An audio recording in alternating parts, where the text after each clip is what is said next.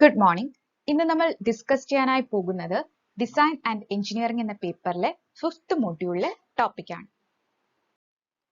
കഴിഞ്ഞ വീഡിയോ ലെക്ചറിൽ മെൻഷൻ ചെയ്തതുപോലെ 5th മൊഡ്യൂളിൽ മെയിൻ ആയി വരുന്ന topic expediency, economics and environment in design.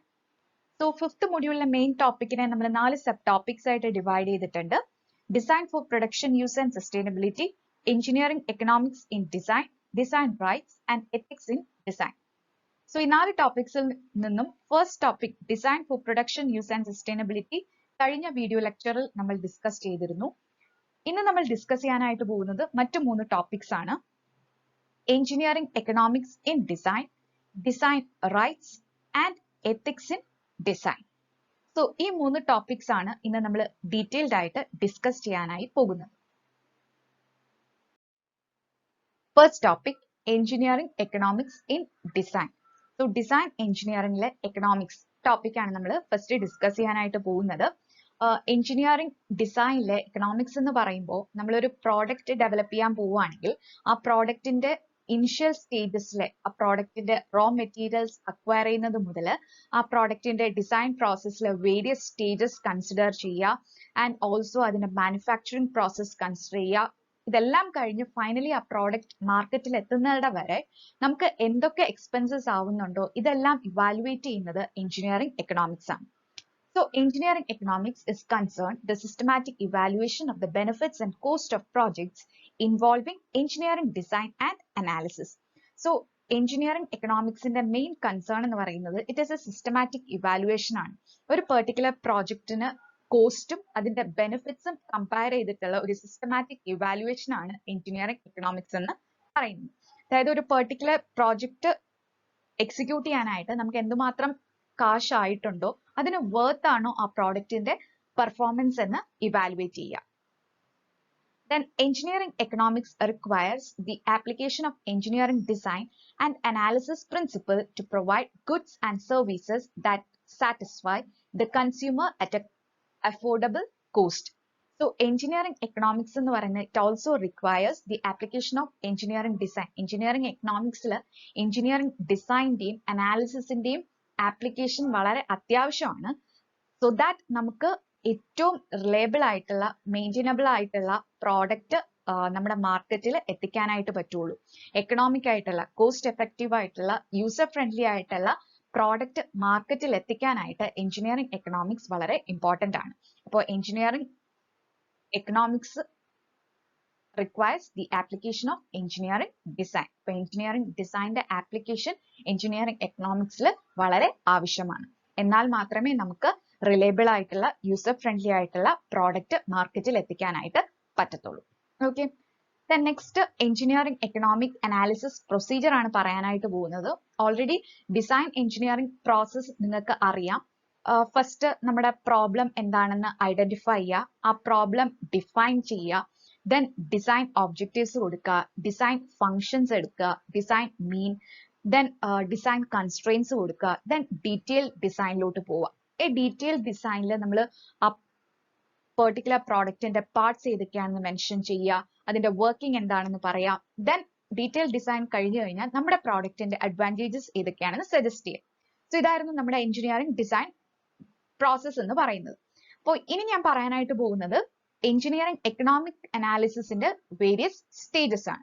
So first is problem recognition, definition and evaluation. Design process same തന്നെയാണ്. ആദ്യം പ്രോബ്ലം എന്താണെന്ന് ഐഡന്റിഫൈ ചെയ്യുക, പ്രോബ്ലം ഡിഫൈൻ ചെയ്യുക, പ്രോബ്ലത്തെ ഇവാലുവേറ്റ് ചെയ്യുക. Then development of the feasible alternatives. Problem എന്താണെന്ന് identify ചെയ്ത് കഴിഞ്ഞാൽ problem define ചെയ്ത് കഴിഞ്ഞാൽ ആ പ്രോബ്ലം സോൾവ് ചെയ്യാനായിട്ടുള്ള വേരിയസ് മെത്തേഡ്സ്, ഫീസിബിൾ ആയിട്ടുള്ള മെത്തേഡ്സ് ഏതൊക്കെയാണെന്ന് സജസ്റ്റ് ചെയ്യുക, അല്ലെങ്കിൽ ഡിഫറെന്റ് ഡിസൈൻസ് സജസ്റ്റ് ചെയ്യുക. ഒരു പ്രോഡക്റ്റ് ആണ് നമ്മൾ ഡെവലപ്പ് ചെയ്യാനായിട്ട് പോകുന്നതെങ്കിൽ ആ പ്രോഡക്റ്റിന്റെ വേരിയസ് ഡിസൈൻസ് സജസ്റ്റ് ചെയ്യുക. Then development of the cash flow for each alternative. So next step എന്ന് പറയുന്നത് എഞ്ചിനീയറിംഗ് എക്കണോമിക്സ് ആയതുകൊണ്ട് തന്നെ നമ്മൾ ഡിഫറെന്റ് ഡിസൈൻ ഓൾട്ടർനേറ്റീവ് സെറ്റ് ചെയ്യുമ്പോൾ ഓരോ ഡിസൈനിന്റെയും ക്യാഷ് ഫ്ലോ, ഓരോ ഡിസൈനും മാർക്കറ്റിൽ എത്തിക്കാനായിട്ട് നമുക്ക് എന്തോരം എക്സ്പെൻസസ് ആകുന്നുണ്ട് എന്ന് ഇവാലുവേറ്റ് ചെയ്യുക. Then selection of A criteria. Then ഈ കോസ്റ്റ് അനാലിസിസ് കഴിഞ്ഞു കഴിഞ്ഞാൽ ഏറ്റവും എഫക്റ്റീവ് ആയിട്ടുള്ള ക്രൈറ്റീരിയ സെലക്ട് ചെയ്യുക, അല്ലെങ്കിൽ ഏറ്റവും എക്കണോമിക് ആയിട്ടുള്ള ക്രൈറ്റീരിയ സെലക്ട് ചെയ്യുക. Then analysis and comparison of the alternatives. So നമ്മൾ സെലക്ട് ചെയ്ത എക്കണോമിക് ആയിട്ടുള്ള ഡിസൈനും മറ്റ് ഓൾട്ടർനേറ്റീവ്സും തമ്മിൽ കമ്പയർ ചെയ്യുക. മറ്റ് ഓൾട്ടർനേറ്റീവ്സിന് ഇൻ കേസ് കോസ്റ്റ് കൂടുതലാണെങ്കിൽ കൂടി അതിന് എന്തെങ്കിലും ബെനിഫിറ്റ്സ് ഉണ്ടോ, നമ്മൾ ചൂസ് ചെയ്ത ഡിസൈനേക്കാൾ എന്തെങ്കിലും ബെനിഫിറ്റ്സ് ഉണ്ടോ എന്ന് അനലൈസ് ചെയ്യുക, കമ്പയർ ചെയ്യുക. Then selection of the preferred alternatives. So ഇങ്ങനെ കമ്പയർ ചെയ്ത് കഴിഞ്ഞ് ഏറ്റവും ബെസ്റ്റ് ആയിട്ടുള്ള ഡിസൈൻ സെലക്ട് ചെയ്യുക. ഇപ്പൊ ചില കേസസിൽ ഇവൻ ദോ പ്രൈസ് കൂടുതലാണെങ്കിലും അല്ലെങ്കിൽ കോസ്റ്റ് കൂടുതലാണെങ്കിലും അതിന്റെ പെർഫോമൻസ് ബെറ്റർ ആയിരിക്കും. അപ്പൊ അങ്ങനെയുള്ള കേസിൽ ഏറ്റവും ബെറ്റർ പെർഫോമൻസ് ഉള്ള പ്രോഡക്റ്റ് നമുക്ക് ചൂസ് ചെയ്യേണ്ടതായിട്ട് വരും. അപ്പോൾ ഇങ്ങനെ കോസ്റ്റ് കമ്പയർ ചെയ്തിട്ട് ഒരിക്കലും എക്കണോമി മാത്രം കൺസിഡർ ചെയ്ത് ഒരു ഡിസൈൻ ചൂസ് ചെയ്യരുത്. എപ്പോഴും അതിന്റെ പെർഫോമൻസ് കൂടെ കൺസിഡർ ചെയ്തിട്ട് ഏറ്റവും എഫിഷ്യന്റ് ആയിട്ടുള്ള പ്രോഡക്റ്റ് ചൂസ് ചെയ്യാം. Then performance monitoring and post evaluation of results. Then നമ്മൾ സെലക്ട് ചെയ്ത ഡിസൈനിന്റെ പെർഫോമൻസ് കൃത്യമായി മോണിറ്റർ ചെയ്യുക, അതിന്റെ ഇവാലുവേറ്റ് ചെയ്യുക. നമ്മൾ സെലക്ട് ചെയ്ത പ്രോഡക്റ്റിനെ പ്രോപ്പർ ആയിട്ട് ഇവാലുവേറ്റ് ചെയ്യുക. ഓക്കെ, സോ ഇത്രയുമാണ് എഞ്ചിനീയറിംഗ് എക്കണോമിക്സിലെ അനാലിസിസ് പ്രൊസീജിയർ എന്ന് പറയുന്നത്. സോ ഫസ്റ്റ് സ്റ്റെപ്പ് പ്രോബ്ലം എന്തൊക്കെയാണെന്ന് ഐഡന്റിഫൈ ചെയ്യുക, ഡിഫൈൻ ചെയ്യുക, ഇവാലുവേറ്റ് ചെയ്യുക. ദെൻ ആ പ്രോഡക്റ്റ് ഡെവലപ്പ് ചെയ്യാനായിട്ട് സ്യൂട്ടബിൾ ആയിട്ടുള്ള ഡിസൈൻ ഓൾട്ടർനേറ്റീവ്സ് സെറ്റ് ചെയ്യുക. ദെൻ ഓരോ ഡിസൈൻ ഓൾട്ടർനേറ്റീവ്സും ഡെവലപ്പ് ചെയ്യാനായിട്ടുള്ള കോസ്റ്റ് അനലൈസ് ചെയ്യുക. ദെൻ ഏറ്റവും സ്യൂട്ടബിൾ ആയിട്ടുള്ള ഡിസൈൻ ചൂസ് ചെയ്യുക. നമ്മൾ ചൂസ് ചെയ്ത ഡിസൈനും മറ്റ് ഓൾട്ടർനേറ്റീവ്സും അനലൈസ് ചെയ്യുക, കമ്പയർ ചെയ്യുക. ദെൻ ഇതെല്ലാം കഴിഞ്ഞിട്ട് വേണം മോസ്റ്റ് അപ്രോപ്രിയേറ്റ് ആയിട്ടുള്ള ഡിസൈൻ ചൂസ് ചെയ്യുക. ദെൻ അതിന്റെ പെർഫോമൻസ് മോണിറ്റർ ചെയ്യുക, ഇവാലുവേറ്റ് ചെയ്യുക. Okay, so these are the steps involved in engineering economic analysis.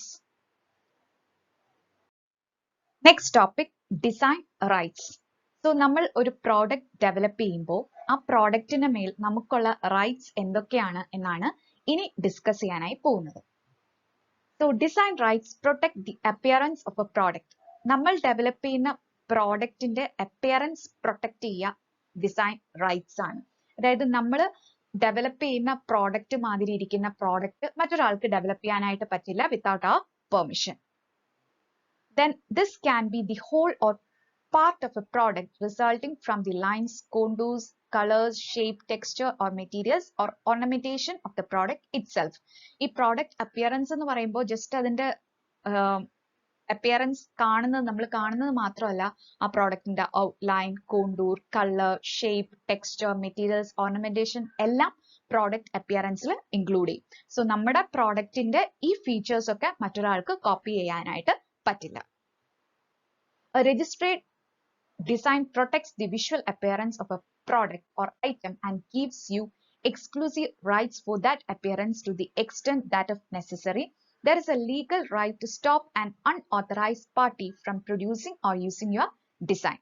So, നമ്മൾ ഡെവലപ്പ് ചെയ്യുന്ന ഡിസൈൻ പ്രോഡക്റ്റ് നമ്മൾ രജിസ്റ്റർ ചെയ്യുവാണെങ്കിൽ, രജിസ്റ്റേർഡ് അല്ലെങ്കിൽ ആ ഒരു പ്രോഡക്റ്റിന്റെ പേറ്റന്റ് നമുക്ക് കിട്ടുവാണെങ്കിൽ, നമ്മൾ ഡിസൈൻ ചെയ്ത പ്രോഡക്റ്റിന് സിമിലർ ആയിട്ടുള്ള പ്രോഡക്റ്റ് ഏതെങ്കിലും ഒരു അൺഓതറൈസ്ഡ് ആയിട്ടുള്ള പാർട്ടി ഡെവലപ്പ് ചെയ്യുകയാണെങ്കിൽ നമുക്കതിനെ ലീഗലി പ്രൊട്ടക്ട് ചെയ്യാനായിട്ട് പറ്റും. ഓക്കെ, അല്ലെങ്കിൽ പ്രൊട്ടസ്റ്റ് ചെയ്യാനായിട്ട് പറ്റും. അപ്പൊ നമ്മുടെ പ്രോഡക്റ്റ് എന്ന് പറയുന്നത് എപ്പോഴും നമ്മുടെ ഡിസൈൻ റൈറ്റ്സിന്റെ ലിമിറ്റേഷനിൽ ഉള്ളിലായിരിക്കണം. ഓക്കെ, അപ്പൊ നമ്മുടെ പ്രോഡക്റ്റ് നമുക്ക് അതിന്റെ പേറ്റന്റ് ഉണ്ട്, നമ്മുടെ പ്രോഡക്റ്റ് രജിസ്റ്റേർഡ് ആണെങ്കിൽ മറ്റ് അൺഓതറൈസ്ഡ് ആയിട്ടുള്ള ഒരു പാർട്ടിക്കും നമ്മുടെ ഡിസൈൻ കോപ്പി ചെയ്യാനായിട്ട് പറ്റില്ല. Okay, so these are the important points in design rights. The next topic, ethics in design. ഡിസൈനിൽ നമ്മൾ എന്തൊക്കെ എത്തിക്സ് ആണ് ഫോളോ ചെയ്യേണ്ടത്? ഡിസൈൻ എഞ്ചിനീയറിംഗ് ഒരു പ്രോഡക്റ്റ് ഡെവലപ്മെന്റിന്റെ വേരിയസ് സ്റ്റേജസ് നമ്മൾ കൺസിഡർ ചെയ്യേണ്ട വേരിയസ് പോയിന്റ്സ് എന്തൊക്കെയാണ് റിഗാർഡിംഗ് എത്തിക്സ് എന്നാണ് നമ്മൾ ഇനി ഡിസ്കസ് ചെയ്യാനായി പോകുന്നത്. Engineering design ethics concerns moral behavior and responsible choices in the practice of design. So, ഒരു particular product design ചെയ്യുമ്പോൾ നമ്മൾ കൺസിഡർ ചെയ്യേണ്ട moral behavior അല്ലെങ്കിൽ responsible ആയിട്ടുള്ള choices ആണ് ethics in design എന്ന് പറയുന്നത്. അതായത് നമ്മൾ ഒരു പ്രോഡക്റ്റ് ഡിസൈൻ ചെയ്യുമ്പോൾ ഒരിക്കലും മറ്റൊരാളുടെ ഡിസൈൻ നമ്മൾ കോപ്പി ചെയ്യാനായിട്ട് പാടില്ല. നമ്മുടെ ഡിസൈൻ എന്ന് പറയുന്നത് നമ്മുടെ ഇന്നോവേറ്റീവ് ആയിട്ടുള്ള ക്രിയേറ്റീവ് ആയിട്ടുള്ള പ്രോഡക്റ്റ് ആയിരിക്കണം. മറ്റൊരാളുടെ അപ്പിയറൻസോ മറ്റൊരാൾ ഡെവലപ്പ് ചെയ്ത പ്രോഡക്റ്റിന്റെ അപ്പിയറൻസോ അവരുടെ പ്രോഡക്റ്റിന്റെ ഫങ്ഷൻസോ നമ്മൾ വിത്തൗട്ട് ദെയർ പെർമിഷൻ കോപ്പി ചെയ്യാനായിട്ട് പാടില്ല. Then next, it guides how designers work with clients, colleagues, and the end users of products, how they conduct the design process, how they determine the features of the products, and how they assess the ethical significance or moral worth of the product that result from the activity of designing. So, നമ്മുടെ ഡിസൈനിന്റെ various സ്റ്റേജസിൽ നമ്മൾ consider ചെയ്യേണ്ട points എന്ന് പറയുന്നത് നമ്മൾ എപ്പോഴും നമ്മൾ deal ചെയ്യുന്ന ക്ലയന്റും നമ്മുടെ എൻഡ് യൂസേഴ്സുമായിട്ട് വളരെ കൺസേൺ ആയിരിക്കണം. അതായത് അവരുടെ ഒബ്ജക്റ്റീവ്സ് ഡിസൈൻ ഒബ്ജക്റ്റീവ്സ് മീറ്റ് ചെയ്യുന്ന രീതിയിൽ എത്തിക്കൽ ആയിട്ടുള്ള ഡിസൈൻ ആയിരിക്കണം നമ്മൾ ഫോം ചെയ്യേണ്ടത്. അപ്പൊ നമ്മൾ ഒരു പ്രോഡക്റ്റ് ഡിസൈൻ ചെയ്യുമ്പോൾ ആ പ്രോഡക്റ്റ് ഡിസൈനിന്റെ വേരിയസ് സ്റ്റേജസിൽ നമ്മൾ എപ്പോഴും കൺസേൺ ആയിരിക്കണം. അത് ഒരിക്കലും നമ്മുടെ ക്ലയന്റിന്റെ എക്സ്പെക്ടേഷന് ഓപ്പോസിറ്റ് ആയിട്ട് ക്രിയേറ്റ് ചെയ്യാനായിട്ട് പാടില്ല. അപ്പൊ ഇതൊക്കെ നമ്മൾ ഡിസൈൻ എഞ്ചിനീയറിംഗിൽ പുലർത്തേണ്ട certain ethics ആണ്. ഓക്കെ, അപ്പൊ എപ്പോഴും നമ്മൾ ക്ലയൻസിന്റെയും എൻഡ് യൂസേഴ്സിന്റെയും കൺസേൺസ് മീറ്റ് ചെയ്തുകൊണ്ട് വേണം ഒരു പ്രോഡക്റ്റ് ഡിസൈൻ ചെയ്യാൻ. നമ്മുടെ ക്ലയന്റ് ഏതൊക്കെ ഫീച്ചേഴ്സ് ആണോ തന്റെ പ്രോഡക്റ്റിൽ എക്സ്പെക്ട് ചെയ്യുന്നത് ആ എക്സ്പെക്ടേഷൻസ് ഒക്കെ മീറ്റ് ചെയ്തിട്ടുള്ള പ്രോഡക്റ്റ് ഡിസൈൻസ് വേണം നമ്മൾ ഡെവലപ്പ് ചെയ്യാനായിട്ട്. Okay, ethical considerations have always played a role in design thinking, but the development of scientific knowledge and technology has deepened awareness of the ethical dimensions of design. So ethical consideration എന്ന് പറയുന്നത് design തിങ്കിങ്ങിൽ വളരെ important ആയിട്ടുള്ള ഒരു point ആണ്. ഈ scientific knowledge ഒക്കെ develop ചെയ്തു, അതായത് ടെക്നോളജി ഒക്കെ ഡെവലപ്പ് ചെയ്തത് കൊണ്ട് തന്നെ ഈ എത്തിക്കൽ ഡിസൈൻ എഞ്ചിനീയറിംഗിലെ എത്തിക്കൽ കൺസിഡറേഷനും വളരെ വൈഡൻഡ് ആയിരിക്കുകയാണ്. അതായത് നമുക്ക് ഡിസൈൻ തിങ്കിങ്ങിൽ ഡിസൈനറുടെ ഫ്രീഡം ആണ്. ഒരു പ്രോഡക്റ്റ് ക്രിയേറ്റ് ചെയ്യാനായിട്ട് ഏത് എക്സ്റ്റെന്റ് വരെയും ഒരു ഡിസൈനർക്ക് പോകാനായിട്ട് പറ്റും. അപ്പൊ അതുകൊണ്ട് തന്നെ നമ്മുടെ എത്തിക്സ്, അതായത് മറ്റൊരാളുടെ പ്രോഡക്റ്റ് ഡിസൈൻ കോപ്പി ചെയ്യാണ്ടിരിക്കുക, മറ്റൊരാൾ യൂസ് ചെയ്ത ടെക്നോളജി നമ്മുടെ പ്രോഡക്റ്റിന്റെ മാനുഫാക്ചറിംഗിൽ നമ്മൾ യൂസ് ചെയ്യാതിരിക്കുക, ഇങ്ങനെയുള്ള പോയിന്റ്സ് എപ്പോഴും ഒരു ഡിസൈൻ എഞ്ചിനീയറിന്റെ മൈൻഡിൽ വേണ്ടതാണ്. Which is the ethics in design. നമ്മൾ ഏത് ഫീൽഡിലാണോ നിൽക്കുന്നത് ആ ഫീൽഡിൽ ആവശ്യമായ എത്തിക്സ് നമ്മൾ എപ്പോഴും മനസ്സിൽ ഓർക്കണം. ഓക്കെ, പ്രത്യേകിച്ച് ഡിസൈൻ ഫീൽഡ് ആവുമ്പോൾ നമുക്ക് ലിമിറ്റേഷൻസ് ഒന്നുമില്ല, ഏത് എക്സ്റ്റെന്റ് വരെയും നമുക്ക് ഡിസൈൻ ചെയ്യാനായിട്ട് പറ്റും. അപ്പൊ എപ്പോഴും നമ്മുടെ മനസ്സിലിരിക്കേണ്ടത് നമ്മുടെ ക്ലയന്റിന്റെ റിക്വയർമെന്റ്സ് എന്താണോ അത് തന്നെ ഫുൾഫിൽ ചെയ്യാനായിട്ട് നമ്മൾ മാക്സിമം ട്രൈ ചെയ്യുക. ആൻഡ് നമ്മുടെ എൻഡ് പ്രോഡക്റ്റ് യൂസ് ചെയ്യുന്ന യൂസേഴ്സിന്റെ കൺസേണും എപ്പോഴും നമ്മുടെ മൈൻഡിൽ ഉണ്ടായിരിക്കണം. ആൻഡ് ഓൾസോ നമ്മൾ ഒരിക്കലും മറ്റൊരാളുടെ പ്രോഡക്റ്റ് കോപ്പി ചെയ്യാനോ അവരുടെ യൂസ് ചെയ്ത ടെക്നോളജി നമ്മൾ യൂസ് ചെയ്യാനോ പാടില്ല without their permission. Okay, so these are the points that you need to know in ethics in design.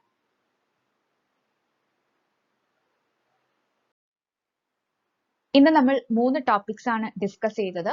Engineering economics in design, design rights and ethics in design. ഈ 3 ടോപ്പിക്സും നിങ്ങൾക്ക് clear ആയി എന്ന് വിശ്വസിക്കുന്നു. Thank you.